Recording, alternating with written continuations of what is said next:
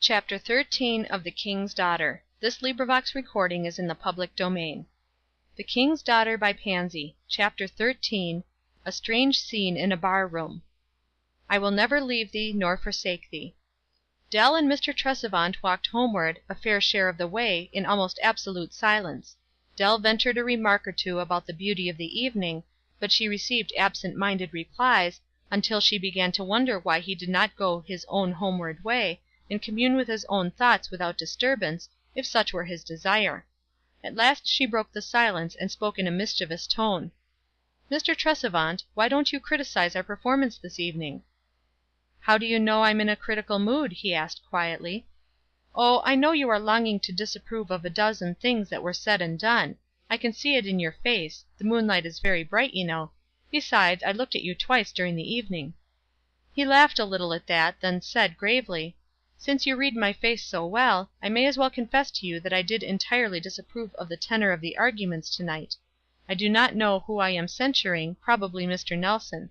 He is not a Christian man, and, therefore, we must not expect much of him, but I can but wish that he were more careful of his choice of language." "If you mean the exercise," Dell answered promptly, "it was not his language at all. The exercise was selected." "Well, in his selections, then. I think it was a most unfortunate thing." Mr. Tresevant was growing excited. He spoke very earnestly, a little hotly, Dell thought. She felt perfectly composed and good-humored. She had not expected Mr. Tresevant to be pleased, knowing perfectly well that the arguments trenched too closely on his views to be agreeable. "Will you enlighten us as to the unfortunateness of our evening's work?" she said, still speaking gaily. "Because we are pluming ourselves on the fact that it passed off delightfully, and perhaps it is as well to have our pride somewhat subdued." "I know you are not in sympathy with my views, Miss Bronson. I know you feel deeply on this subject. I honor you for it. If you carry the feeling to almost an extreme, it is not in the least to be wondered at. But aside from your personal feeling, let me ask you, do you think it right to hold the pastor of a church up to ridicule before his own young people, be the subject what it may? May he not honestly differ in opinion from one member of his congregation, without thus being made the subject of public sarcasm?" Now, indeed, Dell was dismayed. She spoke hurriedly and eagerly. "Mr. Tresevant, I do earnestly assure you that nothing of the sort was intended or implied. I am posted in this matter, and the principal actors in it would be utterly shocked and grieved did they suppose that you for a moment imagined such a thing." Mr. Tresevant smiled loftily. "I do not doubt your sincerity," he said, kindly.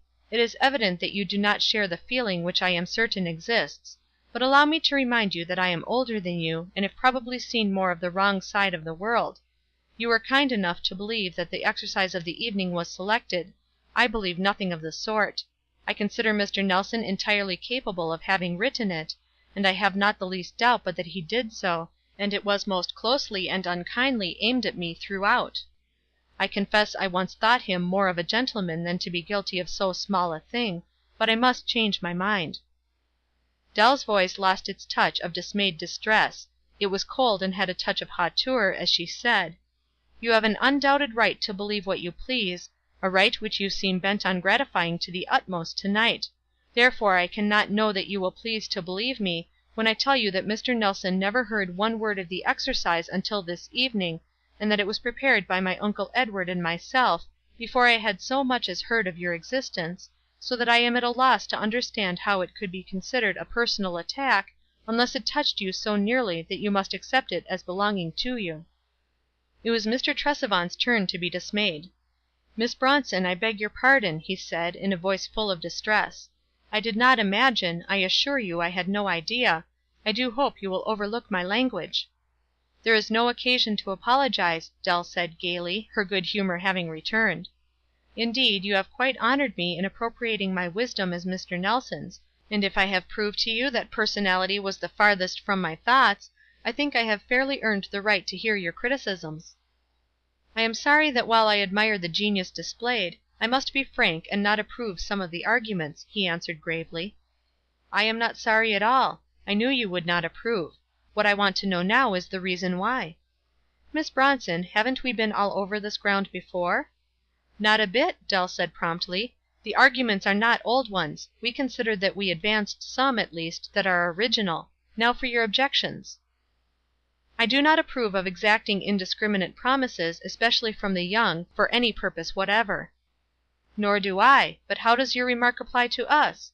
The promise asked for to night applied to something very definite, very simple, and something that had been very carefully explained." "Have you an idea that the promise extorted from that child to night, in regard to her some time in the future marrying somebody, will be in the least likely to be kept, provided it conflicts with her future wishes?" "I don't know," Dell answered gravely. "But, Mr. Tresevant, the same child united with your church 2 weeks ago. Have you an idea that she will keep the solemn promise that you, I will not say extorted from her, although I think there certainly was as much appearance of extortion as there was in our meeting this evening?" "If she does keep it," he answered her, in some heat, and ignoring the question she asked, "if she does keep it, I think you have laid her under a cruel obligation; one that may be the cause of great and unnecessary suffering. The man who seeks her for a wife might be in every way worthy of her, and yet have conscientious scruples against signing a pledge. How can you think it right to fetter people thus?" Then Dell did a most disrespectful thing. She laughed, but she immediately apologized for it. "I beg pardon, Mr. Tresevant. You undoubtedly have a right to your own views, and I suppose I have a right to consider them absurd if I choose; but if you wish me to define my opinion, it is simply that a good man, who has considered the magnitude of the evils of intemperance, and who has resolved in his heart and asked God to help him, to do everything in his power by precept and example, and in every other way that he thinks right to put down the evil, is in my estimation solemnly pledged. If he is conscientiously opposed to putting his name on a piece of paper, he is a mystery to be sure, and to me he would be an absurdity. I should consider him standing in his own light and trampling on one means of usefulness, but that would not alter the nature of his solemn pledge between God and his own soul. But a man who was conscientiously opposed to pledges because he believed in temperance as opposed to total abstinence, because, in short, he liked wine, or beer, or cider, and meant to use it, I certainly would not marry. I would do anything in my power to keep a friend of mine from marrying him. Those are my solemn convictions of duty, Mr. Tresevant." He answered her lightly, without a trace of his former interest. "Miss Bronson, I propose that you and I raise a flag of truce. We shall probably never agree any better than we do now in our views on this subject, and we certainly can find pleasanter topics to discuss. I beg your pardon for having drawn you into this debate, and I will endeavor not to transgress again." Then followed a few bright words from each, in regard to other matters, and he left her at her father's door. She went to her little back parlor and dropped herself wearily into a seat. That reaction which those who have felt understand so well, and dread so much, began to creep over her. She had worked hard and eagerly for this evening, she had assumed much care and responsibility, and what had been accomplished? Nothing, it seemed to her. She even doubted whether the exercise was not a failure. If only Uncle Edward had been there to help and comment. "If he were only here now," this poor lonely girl said aloud. "Or if I were there, sitting on the low seat by Aunt Laura, with her hand just touching my hair, and Uncle Edward going over the evening, and pointing out what we could do to improve the next effort. Oh, uncle and auntie, I want you, I need you. Oh, pshaw!" This last as a sort of rallying cry to her drooping heart. "You must not desert me," she said to her weary spirits. "This is not Boston, and I am not Uncle Edward. If I were, it would be a nicer world, but since I am only myself, we must do what we can, and be cheerful over it." She gathered up her fallen hat and gloves, and passed out into the hall. There was much loud talking in the bar room, among which she could distinguish her father's voice and her own name. "My Dell will beat all the singing you ever heard tell of," he was saying, earnestly. "I declare now if you shan't have a specimen." And just as Dell was passing the door he swung it open, and spoke to her. "I declare, here you are! I'm in the very nick of time. I was coming to hunt you. Just you come in now and give us a song. Steve here has been bragging like all possessed about his girl's singing, and I tell him I know she can't begin to compare with mine, and I want you to come and prove it." Saying which, he took hold of her arm, and tried to draw her in. There was necessity for very rapid thinking on Dell's part. Her father had been drinking, not so much as he often did, but enough to render him incapable of seeing the impropriety of his direction. There were 4 others in the bar room, all of them in different stages of intoxication. One of them, a young man, seemed to have some faint gleams of sense left in his confused brain, for he muttered: "Oh, now, Bronson, that's rather mean, taking advantage of a girl. Let her go, now, that's a good fellow." What should she do? Here was her father, talking eagerly and gently pushing her in, yet there was a wild gleam in his eye suggestive of anything but gentleness, and there were no means of determining what he might not do if his anger were aroused by a refusal. Yet could she come into that awful room and sing for those 4 drunkards? Was there any hope that song of hers might reach their hearts, through brains so befogged with liquor? Would she not in a sense be casting pearls before swine if she attempted to reach them in any way, while in that condition? What would Uncle Edward tell her to do if he were there? Should she try to get away, and run the risk of maddening her father, and losing for the future the influence that she now possessed over him? Oh, what would the Master tell her to do? In season and out of season. Did it mean even at such times as these? And Dell Bronson lifted up her heart in brief, earnest cry for help, then allowed herself to be drawn into the room, pushed the door behind her, and taking her station near it, behind a large chair, looking meantime, in her white robes and white face, like a pale spirit descended among them from another world, she suddenly let her pure, rich voice float through the room. Her father dropped silently into a chair near her, and listened, as every word came to their ears as distinctly as though she had been reading it. "Say, sinner, hath a voice within, oft whispered to thy secret soul, urged thee to leave the ways of sin, and yield thy heart to God's control?" Sinner, it was a heavenly voice; it was the Spirit's gracious call; it bade thee make the better choice, and haste to seek in Christ thine all. Spurn not the call to life and light, regard in time the warning kind; that call mayst not always slight, and yet the gate of mercy find. Sinner, perhaps this very day thy last accepted time may be; oh, shouldst thou grieve him now away, then hope may never beam on thee.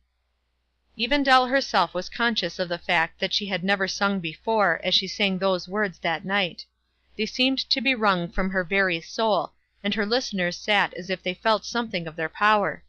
Through to the end, with clear, full tones, then as silently and swiftly as if she had indeed been a spirit, she turned and vanished from the room. She ran upstairs through the hall to her own room, and locked and bolted the door. Then she flung herself on her knees and buried her head in the pillow, giving way to a perfect passion of tears. The utter desolation and bitterness of her lot rolled heavily upon her. What a humiliation had come over her! What would her Boston friends have thought to have found her singing songs in a bar-room to a company of drunkards, and one of them her father? Oh, the bitterness of that thought! She felt utterly crushed and hopeless. Her life seemed to her not worth a struggle. What had she accomplished? What could she accomplish? Who was there to help her? Even the minister of the gospel turned with cold eyes away from the work; had no words for it but those of discouragement. It was an hour of great and bitter sorrow. The bowed form shook and trembled with the strength of her pain. The poor motherless, worse than fatherless girl felt utterly desolate and alone. Gradually the stormy grief subsided, and her tears came quietly, and after a little there came to the lonely girl a sweet remembrance of the fact that she was not alone, that there really was no such thing as lonely hours for her. Had not her father said, "I will never leave thee nor forsake thee"? "I am a weak, foolish child," she said aloud. "I constantly forget my Father's house, and the room preparing for me there. I even forget my Father's presence and promise, and complain that I am alone and desolate. O Father, forgive my murmuring, and teach me how to endure patiently, remembering that thy ways are not as our ways." Chapter 14. Recording by TriciaG.